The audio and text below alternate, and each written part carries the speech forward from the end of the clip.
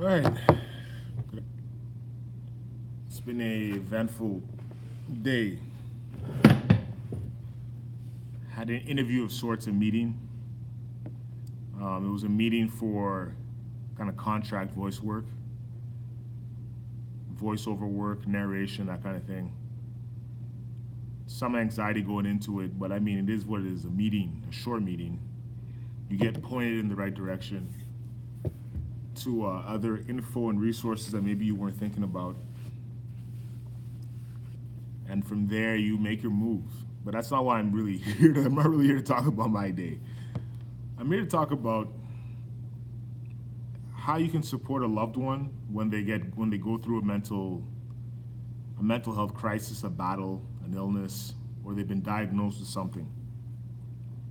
You know, we've been in this time where like mental health has been the conversation has been picking up, and there were these recent suicides, celebrity suicides in the past week, which may be, influencing other suicides. I think because from what I see on happening on in the digital world, there's been a few suicides recently.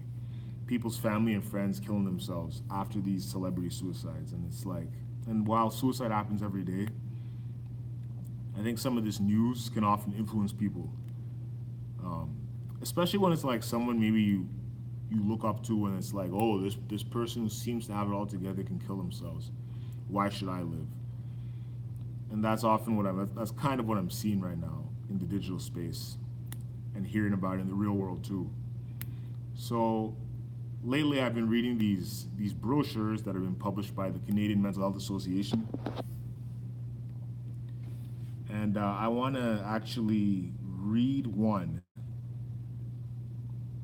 Oh, and then furthermore, a lot of what I'm doing here, narrating these brochures published by the Canadian Mental Health Association and Bell Let's Talk, part of it is also as a result of, if you scroll back in the videos, you'll see it, like a crisis prevention, suicide prevention scenario that I got thrown into. Um, and since then, it's been this weird, like, for the past 2, 3 weeks, I've just been about kind of like health promotion, mental health promotion, social services promotion. That's been my thing recently. So, I'm just trying to do what I can to promote these services and promote the info. And keep in mind, I don't always agree with 100% the clinical way of doing things, because obviously you have individual experiences that maybe can influence how you see the social services sector or the mental health sector or the public health sector, I should say.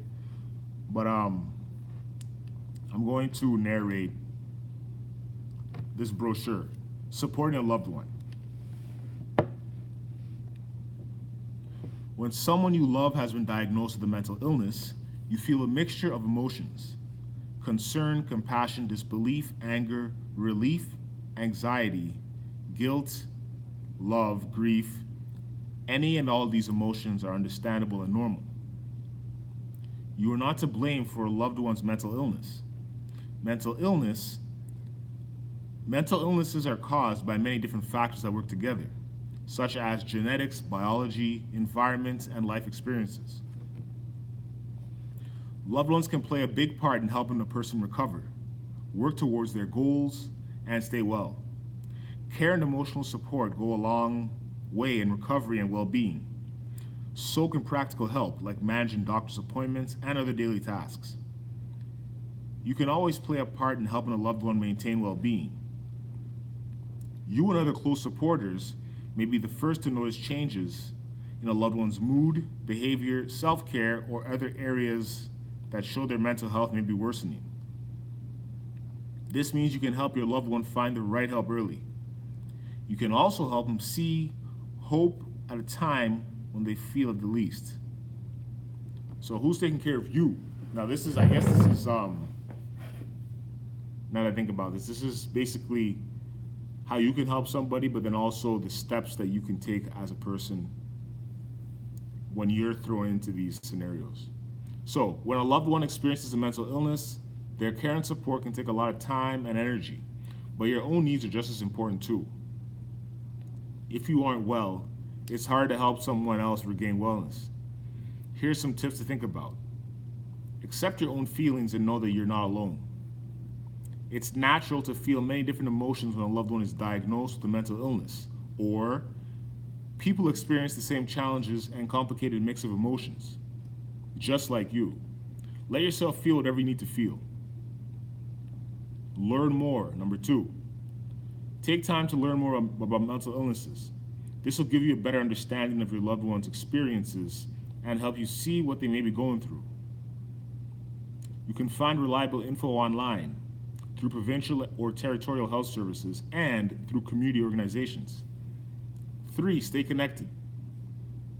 Embarrassment, social stigma, and fear can stop many family members from seeking help when a loved one is diagnosed with a mental illness. But that can isolate you at a time when you need the most support from others. Talk to trusted friends and family and let them know what you're experiencing. If you aren't sure where to go, try connecting with a community organization. 4, join a support group. Support groups are a good place to share your experiences, learn from others, and connect with people who understand what you're going through. To find a local support group, contact a local community mental health organization like the Canadian Mental Health Association, CMHA. CMHA has branches all over Canada that offer a wide range of services that can help. 5, take time for yourself. If you are caring for a loved one, your responsibilities may use up your physical and emotional energy. It's important to take time for yourself. It can help you recharge and give you a more balanced perspective toward any challenges you experience. Schedule opportunities that allow you to relax, have fun, and get away so that you can come back to your loved one with a healthier outlook. You can't care for someone else if you haven't cared for yourself first. 6, seek help for yourself. Caring for a loved one who's unwell can be stressful. Long periods of stress can lead to mental health or substance use problems. Seek help if you find your own well-being slipping, and encourage family members to seek help if they need it. Mental illness can also have a big impact on family relationships. It's a good idea to seek counseling for the entire family. 7, develop coping strategies for challenging behaviors. There may be times when a loved one shows strange or challenging behaviors that can make you feel confused, embarrassed, or scared. This can happen in public or in private. It's best to talk with your loved one's care team for strategies to manage challenging situations. Here's some tips. Learn more about your options. Plan the best strategies for the situation. Understand that this is not personal. Realize that some behaviors may be beyond your loved one's control. They may be as distressing to them as they are to you. It's also important to tell your loved one and their care team what behaviors you aren't willing to tolerate.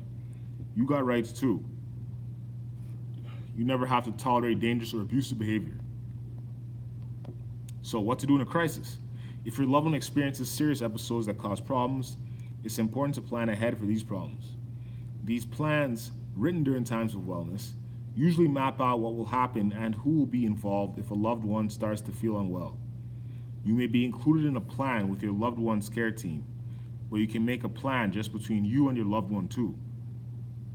If you believe that a loved one is at a risk of harming themselves or others and they won't seek help, you may get a mental health assessment through your province's or territory's mental health laws.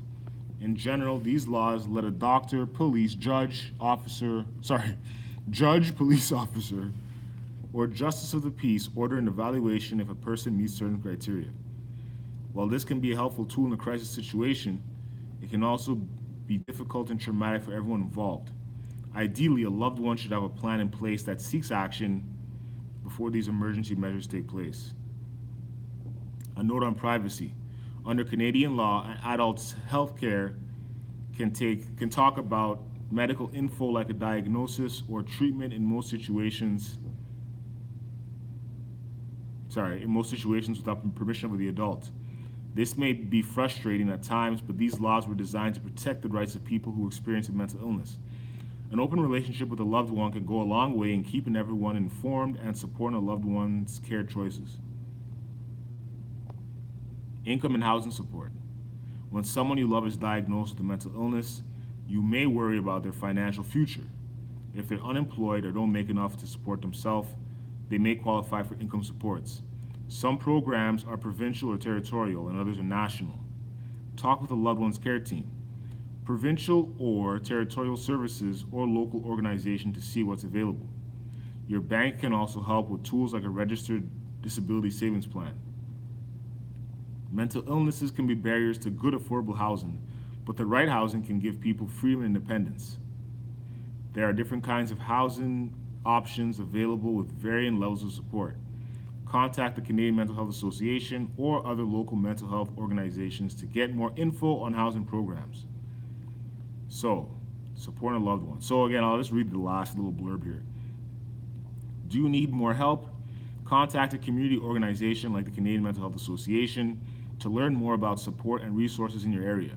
Founded in 1918, the Canadian Mental Health Association is a national charity that helps maintain and improve mental health for all Canadians.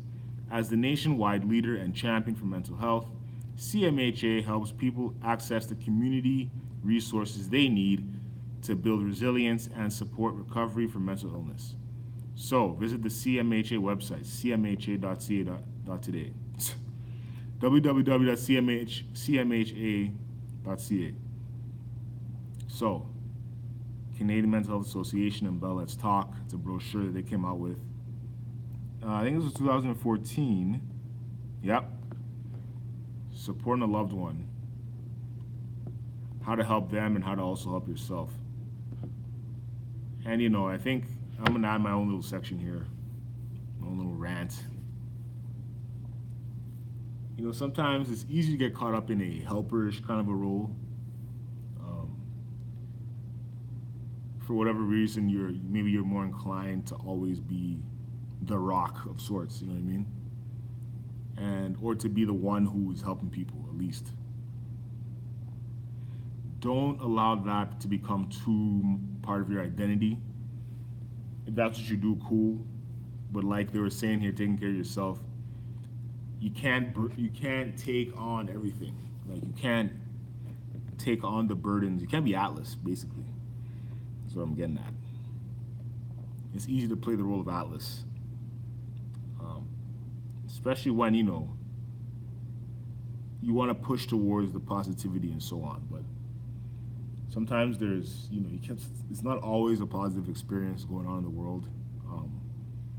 Moving through life, moving through the world, and not everybody's problems are something that you can fix. You can't fix everybody, right? You can probably, some people can't even fix themselves, right? So I guess what I'm getting at is make sure that your own mind is right before you even think to be interacting too much with people who you think need help. I got thrown in this crisis prevention thing, and I got contacted later on by the person themselves, and I'm like, I can't talk with you right now because, first of all, I'm not a professional of sorts, you know what I mean, in that regard. I'm now trying to learn as much as I can because I'm like, if this situation is going to keep happening, I should at least have some kind of, if not, informal education about, these various challenges and crises that people go through. But it's not always on you, right? Anyway, so that's supporting a loved one. Thanks for watching, folks. Peace.